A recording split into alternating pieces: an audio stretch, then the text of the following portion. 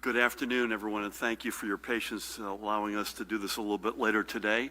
I think she's watching. Happy 21st birthday to our daughter, Emma Murphy. With me today, as they are almost, I think, literally every single day, the woman to my right who needs no introduction, the Commissioner of the Department of Health, Judy Persicelli. He's in the audience, but he's with us today, another familiar face, the Department of Health's Communicable Disease Service Medical Director, Dr. Ed Lifshitz. Ed, great to have you. To my far left, another guy who needs no introduction, Superintendent of the State Police, Pat Callahan. Jared Maples, Director of the Office of Homeland Security and Preparedness, is with us. And we have two really special guests today, two leading legislative partners. To my immediate left, dear friend, Senator Paul Cerla and Mayor Paul Cerla. And to my far right, another dear friend, Assemblyman and Coach, Benji Wimberly. Great to have you guys here. Before I get to why the Senator and the Assemblyman are with us, I want to quickly acknowledge the enhanced compliance we saw this weekend at numerous Jersey Shore outdoor bars and clubs to ensure proper social distancing, not just among patrons, but those waiting to get in. I saw photos of the lines outside of DJ's in Belmar, and that's DJ's on the left, Jenkinson's in Point Pleasant, and Bar A in Lake Como, which is there on the right, among others. And the difference between last week and this week was more than noticeable. So I must give management and patrons a big thank you for stepping up. Before I forget it, Deputy Counsel Parimal Garg is also with us today. Thank you for being here. I also want to recognize Jeremy Schneider of New Jersey Advanced Media and NJ.com, whose reporting and pictures over the past 2 weekends have helped push these establishments. We know this problem isn't fixed, and even where wearing masks, social distancing, which is still the order of the day, wasn't universal. Obviously, more bars are trying to do the right thing, but equally as obviously, we all need to redouble our efforts. On the other side of the coin, were places like Headliners in Neptune City, a line with zero masks as far as we could tell, and equally lax social distancing. Anyone here could have spread this virus before they even set foot in the bar. This has got to stop. And in that vein, I also want to give a shout out to the North Wildwood Police for their action this weekend to shut down the bar Tiki Tops, and to cite the bar management for non-compliance, as they and their patrons weren't taking this pandemic seriously. I cannot, Judy joins me, I know, Pat, Ed, and others, we cannot stress this enough. The overwhelming amount of establishments and customers are, in fact, doing the right thing. I see this, by the way, myself with my own eyes every weekend. But these efforts have to be maintained for the weeks to come. And they shouldn't have to come about because we call people out for failing to do the right things. It's the knuckleheads who think the rules don't apply to them, or who think this pandemic isn't serious, or that it's over, who ruin it for the rest of us. And that goes for both bar owners and bar patrons. We will continue to monitor this closely in partnership with local law enforcement, and we will not hesitate to take action against those who think that they can revert back to bad practices after a week or two. I'm glad to see, in fact, more than glad to see more and more folks all getting on the same page. We cannot risk letting a bar become the epicenter for a coronavirus flare-up. Let's all do this together, folks. Keep your social distances, wear your face masks. There are a few more weekends, thank God, left in the summer. So let's make them as safe for everyone as we possibly can. And by the way, enjoy yourselves, but do it responsibly. Now, as to why our dear friend Senator Cerla and Assemblyman Wimberly are with us today. As our school districts continue their planning for how their school years will open, so too is the New Jersey Interscholastic Athletic Association planning for how and whether the fall high school sports seasons will unfold. The three of us have had multiple conversations about this issue, and we share both a commitment to the health and safety of our communities and a desire to see our kids be able to play for their teams if it can be safely managed. I am encouraged that most of our major fall sports are played, and I know Judy joins me in this, outdoors, as we know that outdoor activities are increasingly safer than indoor ones. And with the expanses of fields, we can also ensure proper social distancing among parents and spectators, and also among student athletes on the sidelines. The final determination on the fall high school sports seasons will be made by the NJSIAA. And from my team's conversations with the NJSIAA leadership, and I want to give a big shout out to the Executive Director, Colleen McGuire, and I know that Senator Cerla and Assemblyman Wimberly have had these conversations a lot more, in fact, than I have as well. We know that NJSIAA is taking extremely seriously the need for protecting everyone in our school communities and will only pursue a sports schedule if they feel the proper health and safety requirements can be met. However, we are making it clear that whether a student athlete is participating in remote learning or in-person instruction, their ability to participate with their team will not be altered in any way. Whether that student is seated in a socially distanced classroom or at their kitchen table does not matter. They are a student of that school and they can play for that school. Now, some districts have already given notice that their teams will not be taking the field or lining up at the starting line, as is their right, and we are not going to overrule them.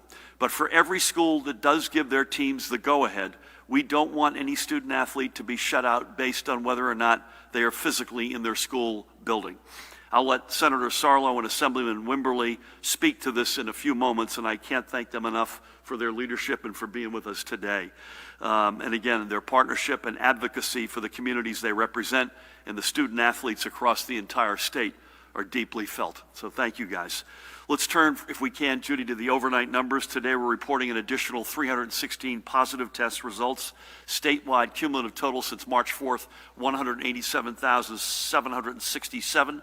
I should note, and Judy, you may want to get into this, I think you may in a few minutes in more detail, if folks want us to at least, a total of 316 cases, which we reported last week, have been removed from our count, as upon further review, they were out-of-state reports that were actually transmitted to us by the company and lab BioReference. And I know, as I said, Judy and Ed may want to comment on that in a few minutes. Daily positivity for tests recorded on August 13th, which is last Thursday, was 1.65%. That's a really good number, and it is the third day in a row that was less than the day before. Statewide transmission rate, unfortunately, has crept up to 1.03. Judy and Ed, I'm not shocked given the volume of positive tests we've had, but remember, overwhelmingly, about 98% of the folks who are getting tested right now are testing negative. It is somewhat a statement, not entirely, but somewhat a statement to the enormous testing capacity we have in place right now. In our hospitals, as of last night's reporting, there were 472 patients in total being treated. 264 of them are confirmed COVID-19, and 208 are listed as persons under investigation pending the return of their test results. Of this amount, 91 were intensive care, 38 required a ventilator. Today, with the heaviest of hearts, we also must report another 4 fatalities that are now confirmed to be from COVID-19 complications. This brings the statewide total of confirmed COVID-19 related deaths to 14,077, with an additional 1,839 probable deaths. In our hospitals yesterday, and again, this is apples to oranges deliberately to give you all a sense of the here and now, 10 deaths were reported. But again, they are not yet lab confirmed. They are not in those numbers. Of the 4 that we are reporting today that are confirmed, 1 is from August 11. The other 3 are from July 9, July 2nd, and May 11, respectively. And as we have done over the past many months, let's remember the lives led by a few more of New Jersey's of blessed souls that COVID-19 has taken from us. We'll start today, and not too far from where I hang out, in Ocean Township, the home of Ron Frangipane. Ron was born in Brooklyn, but raised and educated in Oradell. A graduate of the Eastman School of Music at the University of Rochester, and later, by the way, entitled Goddard College. He was a go-to studio musician in New York City throughout the 60s and 70s, as well as a noted composer, arranger, and teacher. He was at the keyboard on the iconic 60s pop hit, Judy, you and I will date ourselves here, Sugar, Sugar, supposedly by the Archies, which I don't believe is a band that actually ever existed.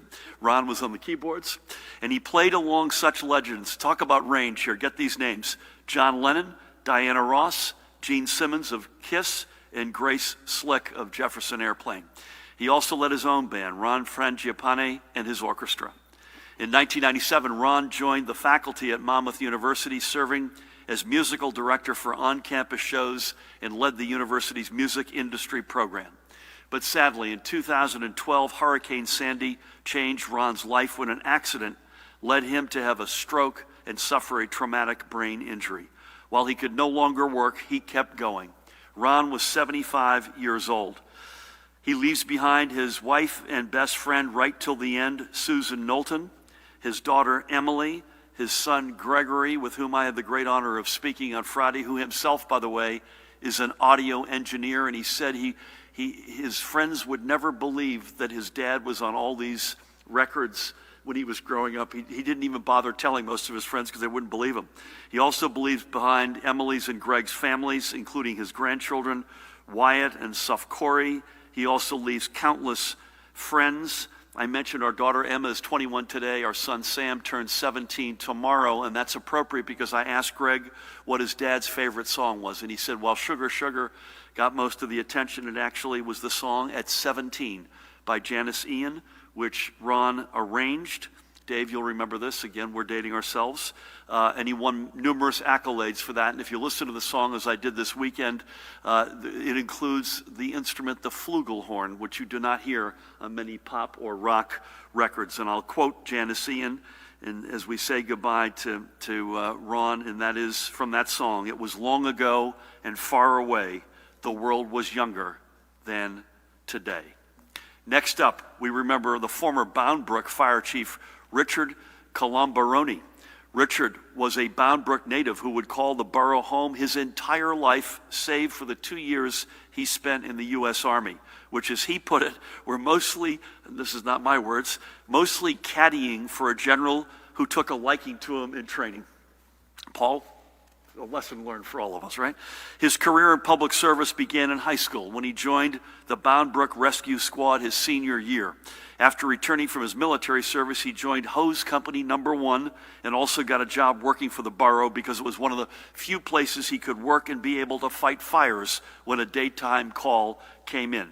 He had other interests too. He owned and operated a Chevron service station, owned and maintained rental properties, and even opened his own restaurant, Rick's Firehouse Inn, appropriately. All of it, of course, in Bound Brook. But all those pursuits left him too little time for what he truly loved, being with his family and being a firefighter. He returned to work for the borough as superintendent of streets and roads and became both Bound Brook's fire inspector and fire marshal. Richard was a lifelong member of St. Joseph's Church and a member of not one, but two Italian-American clubs. I want to make sure Ms. Persicelli heard that. He was an avid outdoorsman and hunter, and he had a collection of antique fire trucks he restored himself and would take out to parades and musters across the region. Richard is now reunited with his beloved wife, Teresa, to whom he was married for 50 years and who predeceased him. He leaves his kids, daughters Sharon and Nikki, and son Richard Jr., and I had the great honor of speaking with Richard on Friday. And by the way, that is Sharon and Richard Jr. with him. And by the way, Richard Jr. is also, by the way, a detective lieutenant for the Bound Brook Police and, not surprisingly, a volunteer fireman. He also leaves behind their spouses and his grandchildren, Maddie, Jake, Tommy, and Tony. And he leaves a very grateful Bound Brook in the state of New Jersey and the United States of America for all you did, Richard, across 85 years of life. Thank you, and may God bless and watch over you. And finally today, we remember Cynthia Watkins on the right there of Deerfield in Cumberland County. She was 67 years old when COVID-19 took her from us. She and her husband, Richard, who goes, by the way, by the name Steve, celebrated their 38th wedding anniversary only 1 month before her passing. Cindy, as she was known, was born and raised in Bridgeton and for the past 19 years served in the Human Resources Department for the Bridgeton Board of Education. Previously, she had been a substitute teacher as well as the bookkeeper for her husband's electrical contracting business. Every weekend, Cindy taught Sunday school for both children and adults at the West Park United Methodist Church in Bridgeton, where she was a longtime active member and where she helped develop the nursery program into a Sunday school for preschool-age children.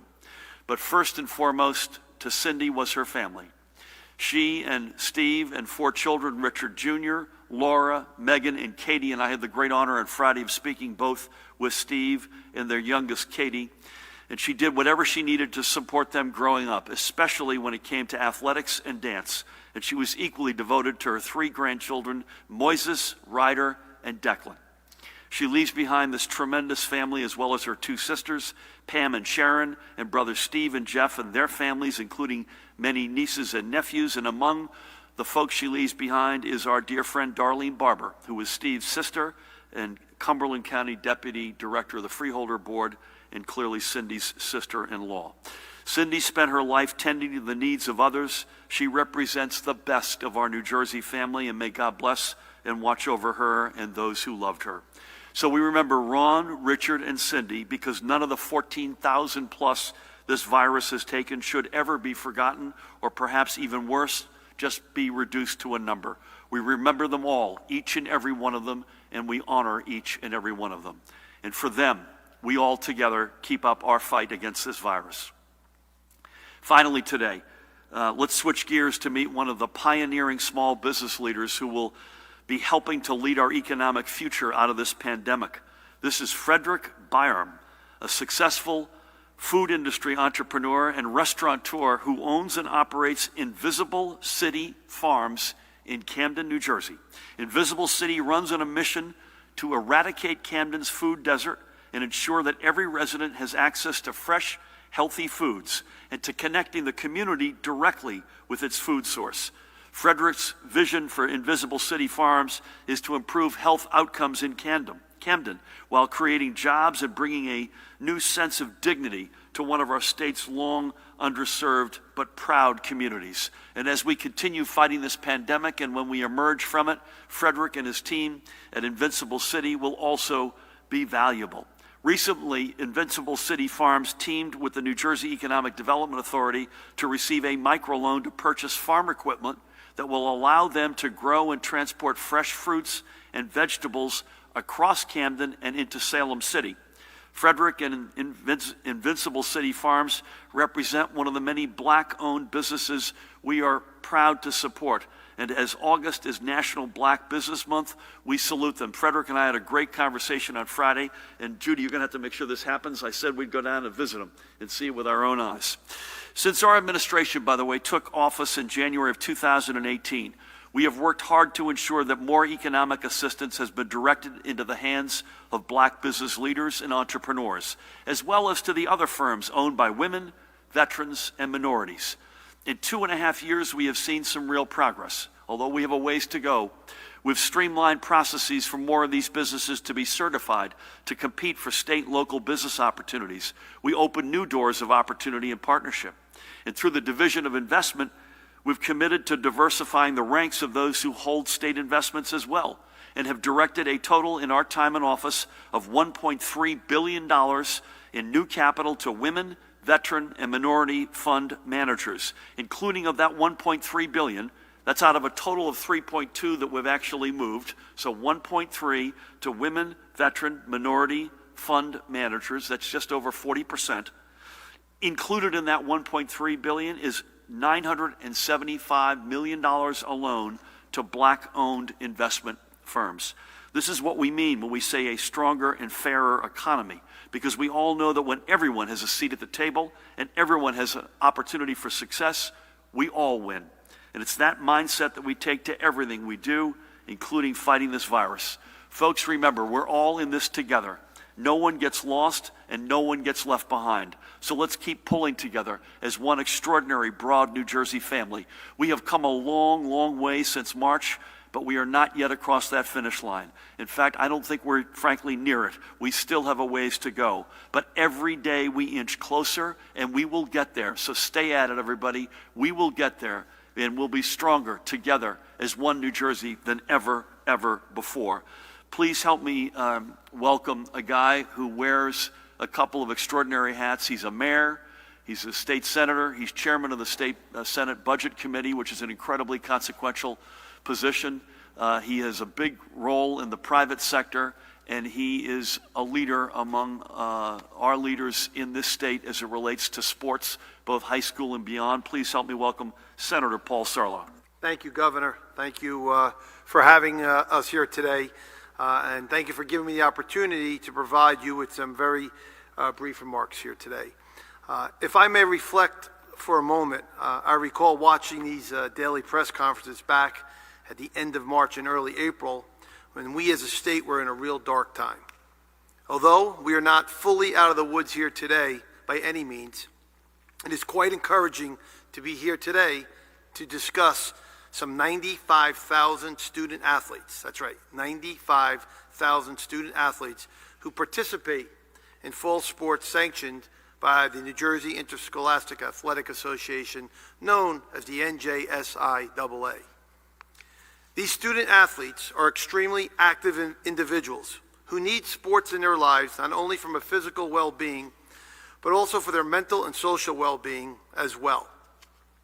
We also live in a very competitive youth sports world these days, and the athletes and their parents have an insatiable appetite to compete at the highest level. Some do it for fun and the social aspect of it, but others for opportunities to gain access to various higher educational opportunities. I too live in that world as an avid supporter of high school sports, but also as a dad with a son who plays 3 varsity sports and also competes at the club level as well. So I get it. If we take fall sports away from our young student athletes, and I am concerned that they will fill the void with other extracurricular activities that are not sanctioned by the NJSIAA, which is a 100-year-old organization that provides education-based athletic activities backed by school districts that can ensure that proper health and safety requirements are followed. The governor and I spent considerable time this summer at the Last Dance high school baseball tournaments. He even came to watch me coach. I know that our reflections and our opinions are the same on what I'm about to say. Outdoor sports that limit travel to your local region and keeps student athletes here in the state, that are organized and structured by the NJSIAA, create an environment that, one, holds our student athletes accountable and responsible to their team for their actions, both on and off the field. And number two, by keeping them in that structure, it greatly reduces the likelihood that our student athletes will engage in that reckless behavior off the field that could cause the spread of COVID-19. I have the pleasure to serve as an executive board member of the NJSIAA, and I am proud of how well they have managed high school sports during this pandemic. Our new leader of the organization, as Governor Murphy mentioned earlier, Colleen McGuire, is a huge asset to the state of New Jersey and is the right person to lead this organization through this pandemic in order to protect over 250,000 high school student athletes. That's right, 250,000 high school student athletes here in New Jersey. The governor and his team, along with Colleen and the NJSIAA, and I personally have spent countless hours on the phone during Zoom calls, ensuring we are all rowing in the same direction. Unfortunately, that is not happening in other states, but it's happening here in New Jersey. I am confident that the NJSIAA in the coming days will provide even further clarification and guidance on fall sports. To the coaches, to the parents, and the players, I wish you success this season, unless you're playing the borough of Woodridge, of course, Governor. And I challenge you to do it responsibly and safely, because we are all in this together. The reckless behavior off the field has to stop. Do it within a structured environment, and we will get through this together. So, Governor Murphy, thank you for your leadership. Thank you for all the hours you have spent with us and Colleen and the NJSIAA. I'm not sure ever a governor has spent that much time focusing with that organization, so I cannot thank you enough for your commitment to the 250,000 student athletes here in New Jersey. Paul, thank you. That means a lot, and thank you for your leadership, not just as mayor, Senate chairman, but as coach, as dad, as advocate on NJSIAA's executive board. God bless you, and thank you for everything. As I mentioned, we're joined today by another leader who wears many hats And by the way, Benji Wimberly is not here alone. Yvette Rowland, as usual, is right by his side. So I want to give Yvette a shout out back there. Wearing a mask, I might add, as everyone else is. So fantastic. But Coach, great to have you with us. Obviously a leader in the assembly, a chairman in his own right, someone who speaks on behalf of the community of Patterson, one of our great, proud communities in this state, and just has a clarion voice on its behalf and on behalf of so many others who don't have that voice. So please help me welcome Assemblyman Coach Benji Wimberly. Thank you, Governor. I want to thank you for inviting me this afternoon. I thank Senator Cerla for all of his hard work that he's put in it. I really want to extend my condolences and prayers to the many families that have been impacted by COVID-19. As you stated, a resident of Patterson, but I'm the head football coach at Hackensack High School currently. And the support of fall sports and supporting the NJSIAA with the great leadership of Colleen McGuire, I think is just, paramount at this time. This is my 31st season as a high school coach. I've coached varsity football and baseball at Eastside High School, Patterson Catholic, and now at Hackensack High School.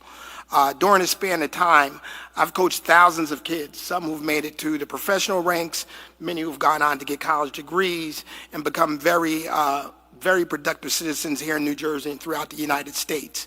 And the one thing I will say as a high school coach, the bottom line is the bond that is created in that locker room is something that I can't explain. It's a bond that transcends all areas from race, religion, gender, you name it, and guys always come together. And I think at this time, with the challenges of COVID-19, nationwide and worldwide, and the racial unrest here in the country, we need that locker room camaraderie to bring our communities back together. It's part of the recovery that I think we seek as a country, and for us as coaches and administrators, creating a safe and structured environment for our student athletes will benefit them mentally and physically. I have a 16-year-old who is going to be a junior in high school this year, and I know personally after 3.5 months of being in the house, he had a chance to play in the Last Dance baseball tournament. He's pretty excited to be out and about and amongst his friends. Our first day of workouts, we had over 70 players show up and fill out all the proper paperwork and do what they had to do for safety, and it was almost a party of the smiles through masks. Kids were just so excited to be around each other. The coaches, we hadn't seen each other outside of Zoom calls and so long. It was just that important. And I think the structure, and as Senator Cerla said, is we do not want any third-party organizations coming in and taking over without the proper guidelines for our students. And there are organizations out there maybe waiting for us to fold. But I'm pretty sure that many of our athletes will continue to follow the guidelines. I'm in phase 3 of our football guidelines. It's been pretty exciting to be out there with every day. It's a little different, but we know that this is much needed. The kids are energetic, they're enthusiastic, and the community is enthusiastic. I think once we get to the point that we're playing games and getting back, it's part of building our community back up. When you're talking about just the spirit, the overall spirit and energy that our communities need during this difficult time. So, Governor, please know I believe the New Jersey Football Coaches Association, who I'm in constant contact with as a member, these guys are doing what is best. And these are the people that we need to mentor and look over our children on an everyday basis. Something as simple as a lunch and a dinner together can make a world of a difference for many of these student athletes. So I thank you for supporting this. I thank Colleen and the Senator, New Jersey Football Coaches Association, for leading the way, because I'm looking forward to a great 2020 football season. Fantastic. And fall season. Fall season. You guys each mentioned The Last Dance. Again, I think that gave a lot of us, I went to parts of 5 games, and Paul and I were at a couple together. It gave me at least the confidence that a proper institutional approach to playing sports could work, and it really was a positive data point. Benji, I got probably the most important question for you. Assuming you play, how good's your team this year? I think we're going to be pretty good. I think we should be pretty good. Okay. We have to get over the hump. I'm on a hot seat right now, so we have to get over the hump. Okay. You all heard this live and in person here, so we're going to hold you to that. Thank you, man. Thank you both for being here today. With that, please help me welcome the woman who needs no introduction, the Commissioner of the Department of Health, Judy Persicelli. Thank you, Governor. Senator Cerla, Assemblyman Wimberly, thanks for being here. This once-in-a-century pandemic has brought the work of public health into sharp focus. Much of the work conducted by the state and local health officials is routine and usually goes unseen. While we have focused most of our energies since February on COVID, we still have had to keep other contagious diseases under control. We've still had to continue our lead testing program for children. We've still worked to prevent drug overdoses from rising and continued our work to reduce maternal complications and mortality. And in the meantime, we are preparing for the annual flu season. Because much of the work of public health is to prevent a problem before it begins, its value is sometimes not very evident. The CDC director, Dr. Robert Redfield, said in an interview that his biggest regret was that our nation failed over decades to effectively invest in public health. Since 2010, nationally, spending for state public health departments has dropped by 16% per capita, and spending for local health departments has fallen by 18%, according to Kaiser Health News and Associated Press analysis. Recognizing our local health partners are facing funding constraints, we have allocated more than $37 million to their work from the federal funds that our state has received. The funds are being used to support case investigation, contact tracers, and information technology. Regardless of the challenges we face, public health work is essential, and it must continue. Collecting and monitoring data is vital to guiding this work. The department is committed to bolstering our data efforts because it is critical to understanding and responding to any health crisis, whether it be maternal morbidity or overdoses or COVID-19. Data can be used to evaluate program impact, to determine appropriate public health interventions, to monitor progress, to determine populations to target for an intervention, to determine barriers to care, to influence public policy, and to inform the public. Never before has the importance of accurate and timely data been so essential as in our fight against COVID-19. As you know from our public-facing dashboards, we collect metrics on cases, deaths, hospitalizations, outbreaks in long-term care facilities, and contact tracing.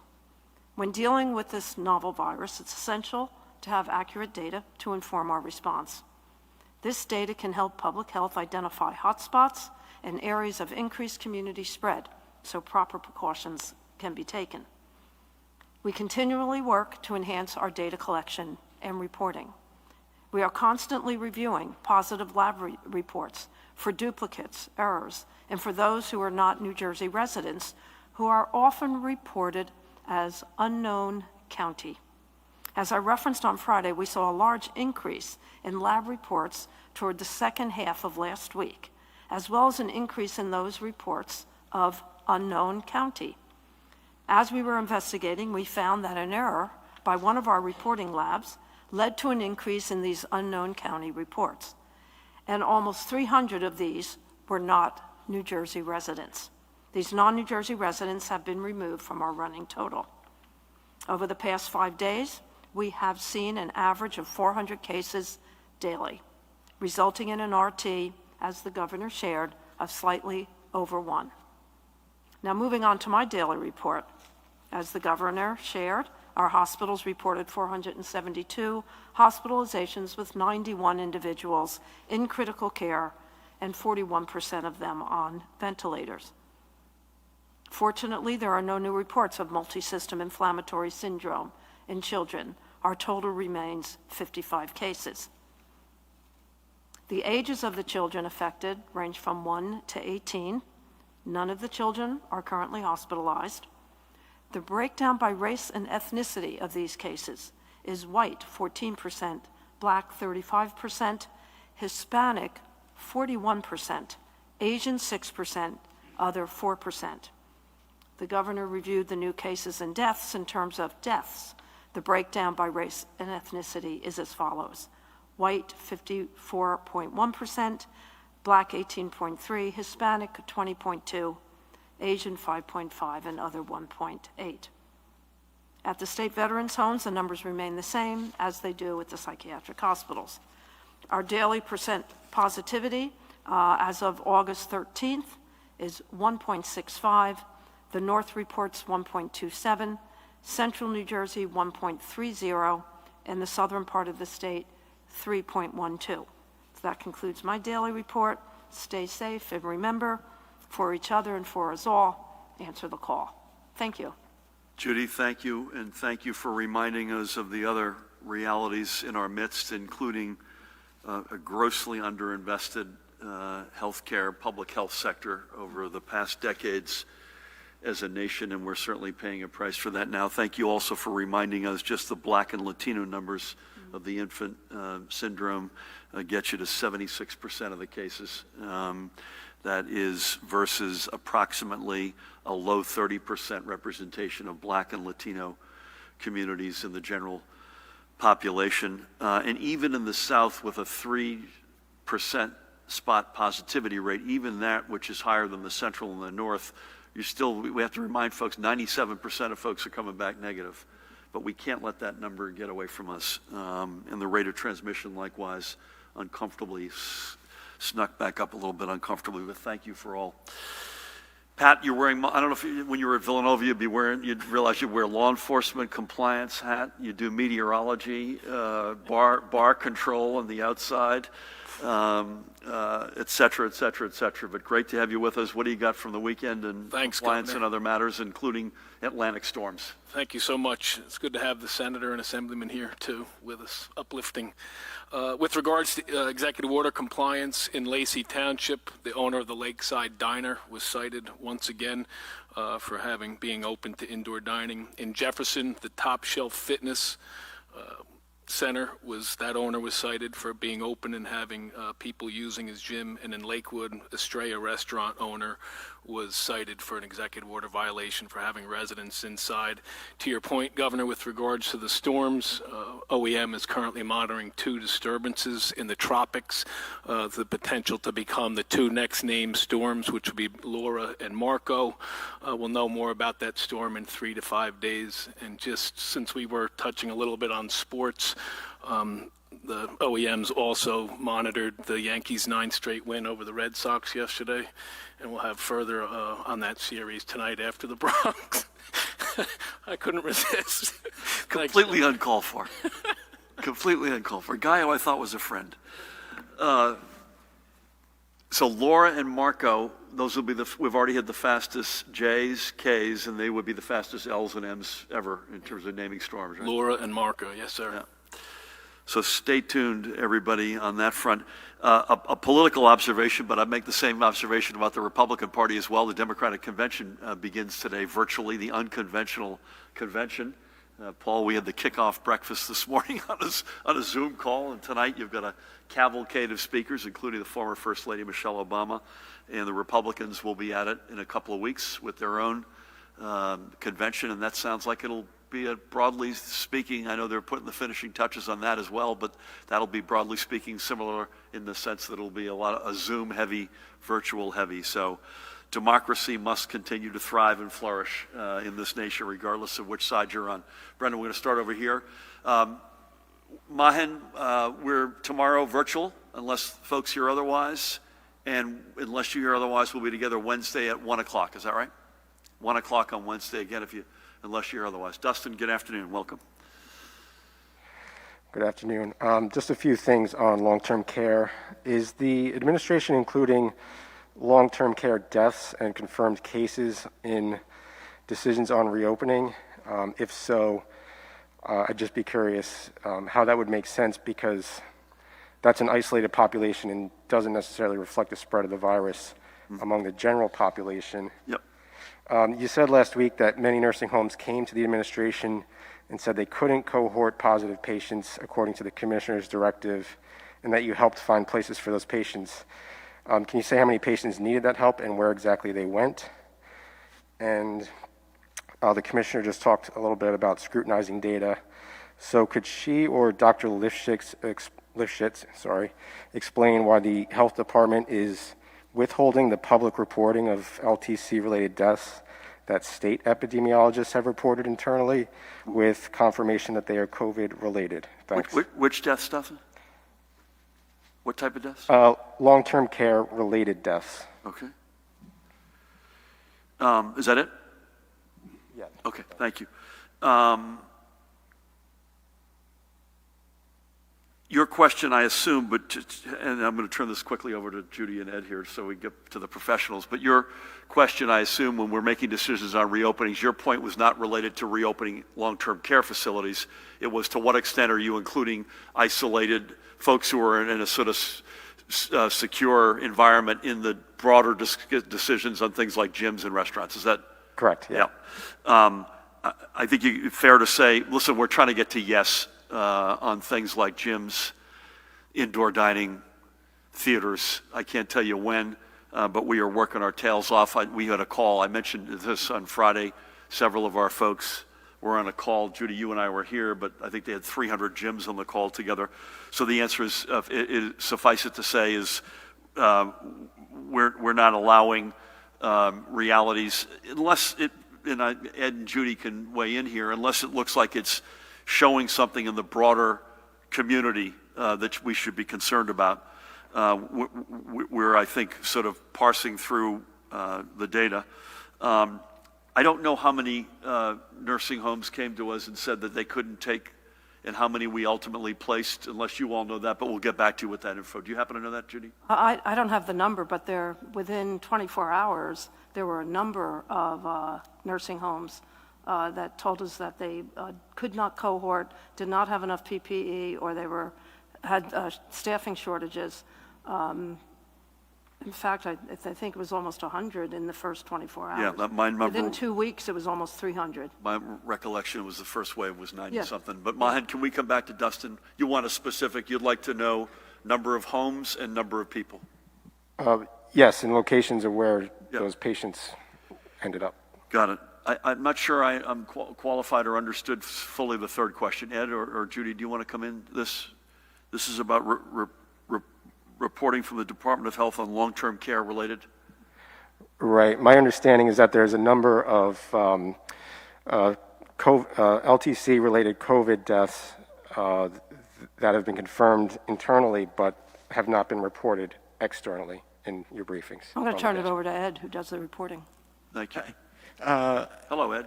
Hi, thank you. No, everything that we've confirmed internally that I'm aware of, we've reported out. If you have more specifics as to exactly what you're talking about, I'd be happy to answer. But no, I'm not aware of what you're talking about. Can we connect with you offline if you've got a specific, Dustin? As always, we'll follow up with you. Thank you. Brent, Good afternoon. do you want to everyone. pile on the baseball front as well or not? Yeah, no, the Mets are terrible. So will there be a high school sports this fall? Are we still waiting for the NJSA on that? More than a dozen states have canceled football or pushed it to the spring. Is that possible to happen here? And how can indoor dining be closed? Some schools start remotely, college sports be canceled, but high school sports still happen. Is the transmission rate up because of that dump of out-of-state cases? State officials have called for the resignation of the CEOs at the Menlo Park and Paramus Veterans Homes. With deaths there being so significant, families and residents have lost confidence in leadership there. How do you respond? How many school districts' plans has the state signed off on overall? How many have been approved for remote only? How many plans have been rejected and why? Other than Lakewood, are any other schools planning all in person? And has Lakewood been approved? Why is there a delay on appointing a new education commissioner? And One more, please. One from Dan Munoz. One more? Yeah, this is from Dan Munoz. Any update?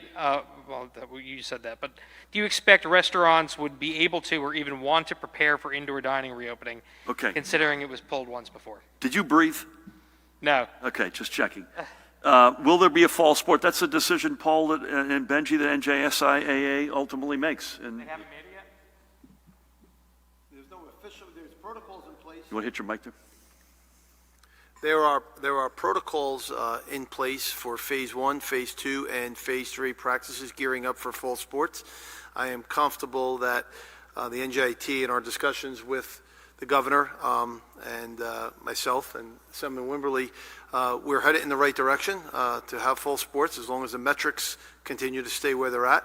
But the NJSA ultimately will be issuing the final decision I'm hoping by week's end, you're going to be hearing from them on outdoor fall sports, which is primarily, mostly all fall sports are outdoors. There's only a couple, I believe, girls volleyball and gymnastics are the indoor sports. That's correct, Governor. There's about 700 to 900 gymnastic participants, and they are a lot of them are specialty athletes who, if we have to move that, that's something we could work with. So just stay tuned. I think you're hearing from us as elected officials and policymakers where we stand. So I'm comfortable Colleen and her team will be coming out with guidelines very shortly. Well said. Any, Benji, you want to add? You're good. The senator hit it all. I think we have all the guidelines in place from phase 1, 2, and 3, and I think they'll make a decision real soon that we'll be moving forward. Got it. Indoor dining, again, we're trying to get to yes, Brent. That's all I can say on that is we're trying to get there. We're not there yet, but we're trying like heck to get there. We want to get there sooner than later. Colleges versus high school, I think, if I understood your question, the reality on colleges, and by the way, let me say, I think all of us are big college sports fans as well. You've got travel associated with that, including out-of-state travel, and in cases to places that are still raging. And I think that's a big difference as compared to in-state and even more than in-state within your region in the state. Listen, a number of things, Ed, Judy, contribute to rate of transmission being up, and one of them is a lot of positive cases. But even if you take Judy's 300 and so, and I mentioned this as well from BioReference, that's not even 10% of the cases over the past 7 days. So it's, I think, largely based on increased testing and number of positives that are coming back that are legitimately New Jersey based.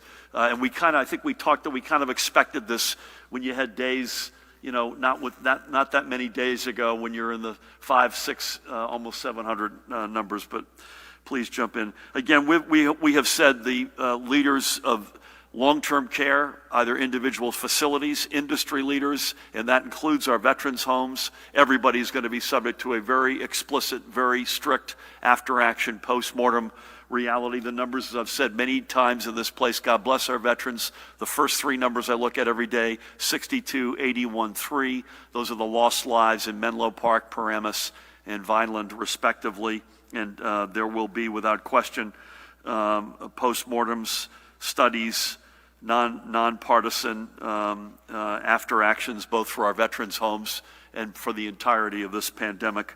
I don't have the numbers specifically on the district plans that have been approved. How many are in virtual? How many hybrid? How many are all in person? But we can get you that. So, Mahan, if you could help me. This isn't, as you can imagine, this is every day that number's changing. We want to make sure, I think your next question was to the Commissioner of the Department of Education. We're in that process. We want to make sure we get it right. Kevin Deemer's doing a great job as acting, but we clearly want to get the top position filled, and we will.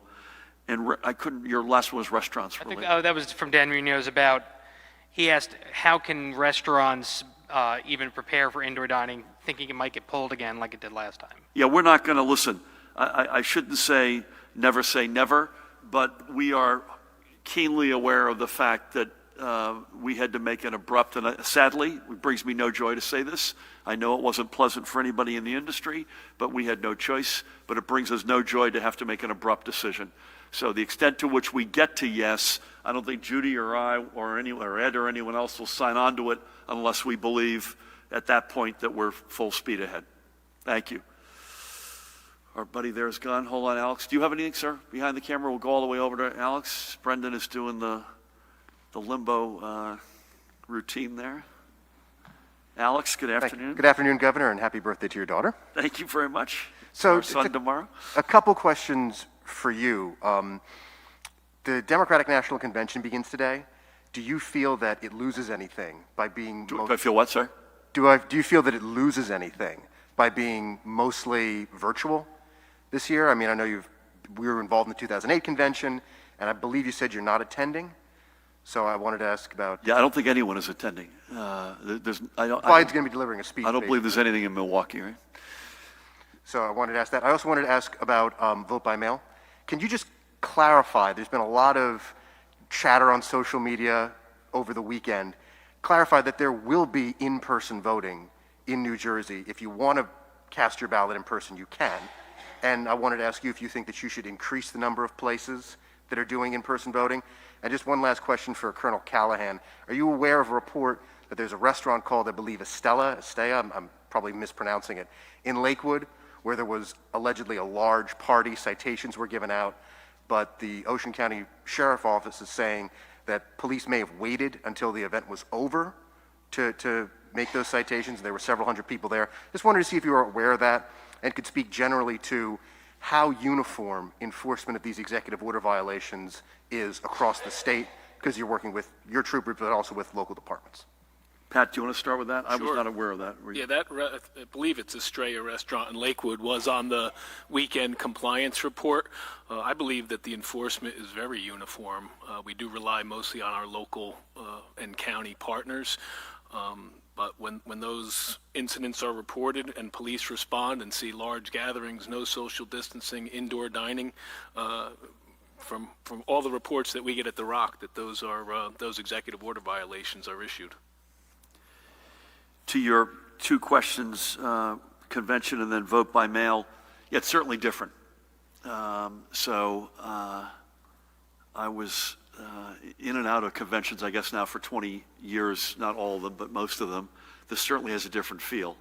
I think it's different, however, to be doing this in August with 5+ months of living with this pandemic in the almost natural, am I right, folks? It's almost a natural to be doing a meeting on Zoom. So I miss the personal interaction. I think we all do. But if this had been in March and it was abrupt and it was, a complete change of habit, I think it would be a different reality. But we've sort of all gotten used to this mode of communicating and getting together. I still think they've done a great job. I'm not patting myself on the back. I'm a co-chair of this thing, but I think the DNC, the Biden camp have done a great job sort of constructing each of the nights. Just really impressive, huge diversity, and everybody from the nominee and Senator Harris to President Obama, the First Lady, President Clinton, all the way to featuring working families, celebrating diversity in our country. And the theme is desperately needed, uniting America at a time of the ultimate us versus them moment in our history. I could not think of a better theme. So within the context of the reality that we're living in, I think they've done a great job. Yes, the answer is yes. In our election on November 3rd, there will be both the opportunity to vote by mail, and I'll come back to this and give a little bit more clarity. I think your question begs the point that it's maybe folks need to hear that again, and we'll continue to repeat this, or to vote in person. And so what will happen is, at latest by October 5th, ballots will be mailed to everybody who's registered. That's on the one hand. And you have the choice when you get that ballot, you've got several choices. Fill it out and mail it back. Fill it out and drop it in a secure lockbox in your county. Fill it out and walk in on election day and hand it to a poll worker. I suppose you also have the option of not voting, but would ask everybody to please vote. On the other side of the coin, you can do none of that. Show up on election day at your polling place and vote in person. That vote will need to be provisional. Paramel will correct me if I'm wrong, because the poll worker will not know necessarily whether or not that person has voted in the mail or not yet. So that box has to be checked to make sure that you're preserving the sanctity of one vote per person. On the physical side, and again, in the primary, we gave 30 days notice. In this case, for the general, we're giving 81 days notice, because we did hear rightfully from county clerks that they needed a longer runway for the physical side of this. So what will be different there, we'll guarantee at least 50% voting capacity in person per county, guarantee at least one physical location per municipality. We will work with the clerks on scanning equipment, on plussing up the workforce that will be involved in either the vote by mail side or the physical voting side. And I think that, Paramount, correct me if I'm wrong, that kind of covers it all.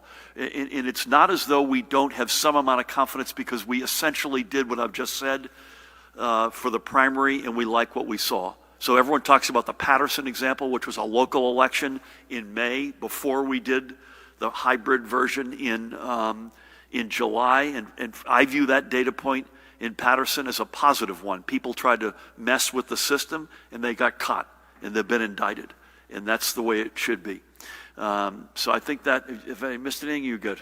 The only thing I would add is that voters with disabilities will be able to show up in person on Election Day and vote at an ADA-compliant machine. Very fair point. Thank you. Thanks, Alex. Dave, down to you. The only guy here who could understand the notion of a flugelhorn and a pop song, in addition to Judy and myself, so thank you. Yes, and thank you for that reference. Governor, a couple of questions. You have created with the Health Department, a new color-coded COVID monitoring system that, of course, breaks the state down into 6 regions to better track and respond to possible local spikes when kids start to go back to school. Why couldn't we use this same kind of system? Why doesn't it make sense to do this for Jersey businesses? It's been suggested because our metrics all basically remain quite low, quite positive. You could try indoor dining at 25%, and then if there's a specific problem someplace in the state, you could shut things down, respond to it, and so forth in that specific area. What is your thought about this? And if you don't like that idea, what specifically is the problem? Question from my colleague Mike Simons. Why order all public schools closed for Election Day?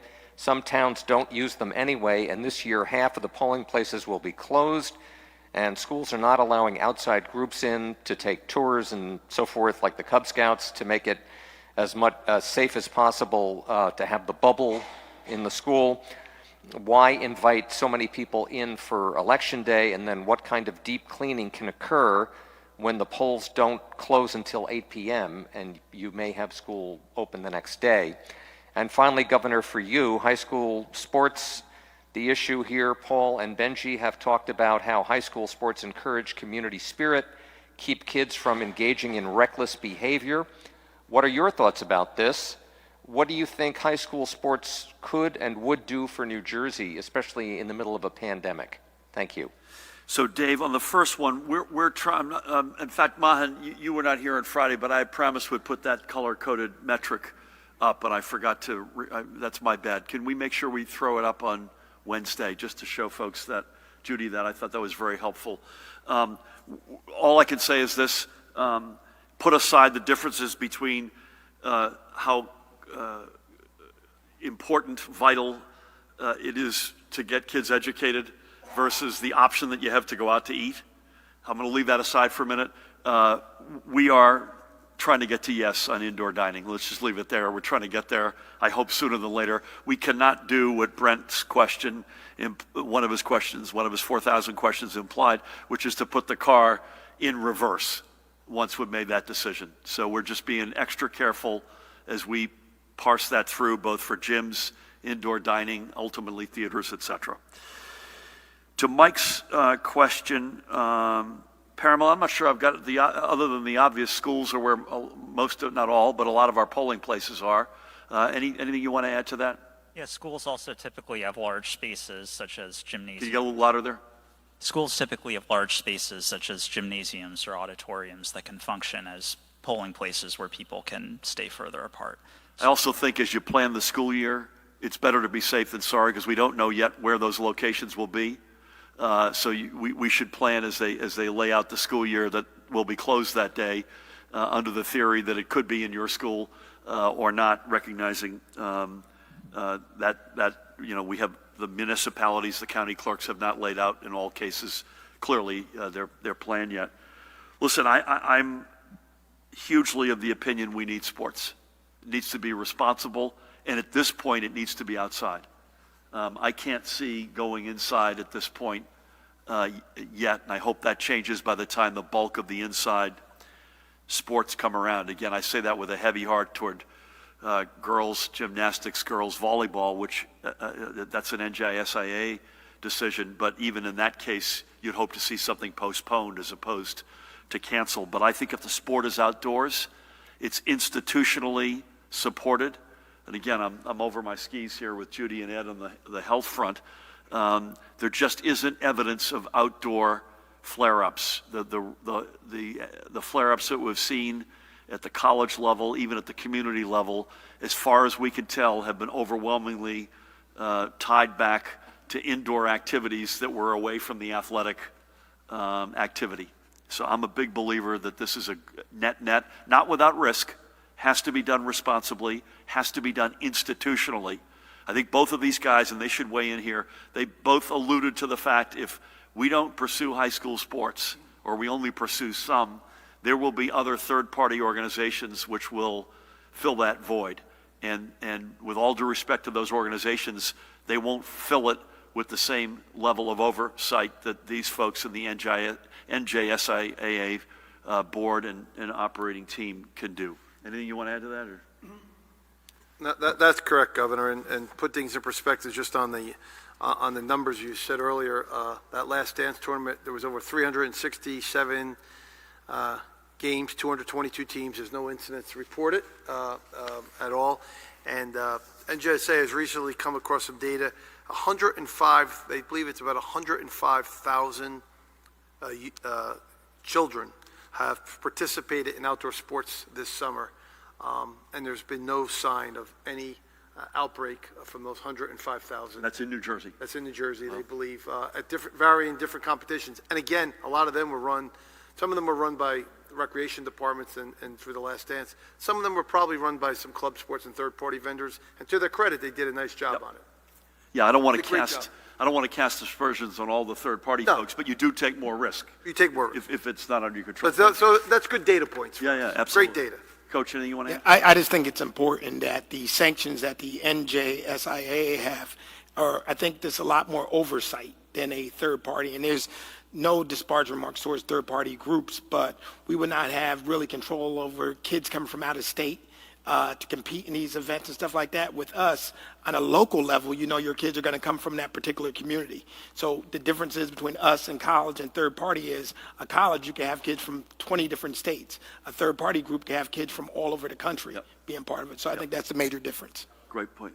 Could I just ask you to Dave, real very quick. briefly follow up on the idea of what is the value of high school sports with regard to spirit in the community? Oh, it's enormous value. Mental health, physical health, teamwork, the camaraderie that Benji referred to. It's magic. You see it. I saw it. Listen, our kids play, so we see it through that lens. We saw it in The Last Dance. You can see it. It's one of those things you can't necessarily define it, but you know it when you see it, and it's overwhelmingly positive. Just we've got to do it responsibly and safely. I'm confident personally that we can, but we'll let the right proper authorities make that call. So as in every day, I'm masked up. Judy and Ed, thank you as always for being here. Pat, likewise, Jared, Paramel, Mahan, and team, and Senator Sarlo, Assemblyman Wimberly. A real treat to have you all here with us. God willing, we can find our way through this thicket into some really good outdoor sports in New Jersey this fall. Again, to everybody out there, thank you for everything you do. Overwhelmingly by the millions, by the hundreds or thousands of businesses, if not the hundreds of thousands, folks have continually done the right thing in this state. No state can say that to the extent we can. And doesn't really matter what we up here necessarily say or do. It's what you all out there say and do. And you've been extraordinary. So to each and every one of you, thank you. We'll see you again here, 1 o'clock on Wednesday. God bless.